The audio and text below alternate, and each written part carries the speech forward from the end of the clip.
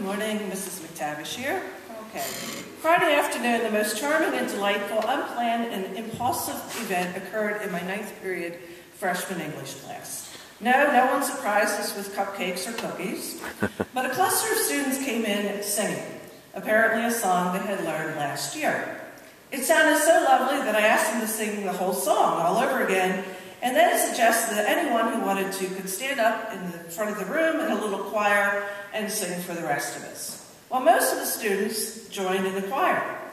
Ella Barlick used a cell phone as a mic and bellowed out the solo part. Jessica Chung drummed on a desk. Everyone else sang with zest. I so admire the freedom and joy of being alive expressed in that moment. In contrast to that, I recall a late afternoon freshman English class from the fall of 2009. I had been seriously ill that summer, had 2 surgeries, and in early August, my doctors told me that I would not be starting school. Some of my home care nurses suggested that I needed a whole semester off to recover. Well, I was devastated. I remember sitting in the ICU crying with my Pastor Min book and said, this can't happen, I'm a teacher, what else? I just can't do this. Something has to change. So, I ended up coming back in late September, teaching 3 afternoon classes.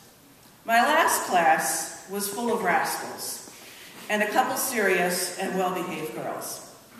It had been years since I had experienced such a disorderly class, and I was overwhelmed by the chaotic noise and lack of respect.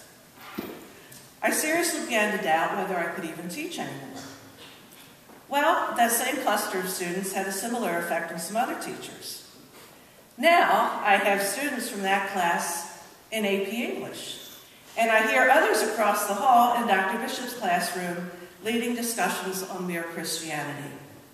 You have grown up, you've matured, taken some big steps from being squirrely freshman boys to campus leaders, and more importantly, thoughtful and godly young men. It is a marvel to behold. Mr. Wiens has passed on plenty of advice to students and teachers over his time here. One statement of his that has been firmly planted in my mind is this: never give up on a young man or a young woman.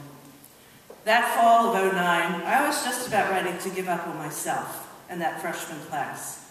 But here I am, and here you are. God is not done with any of us yet.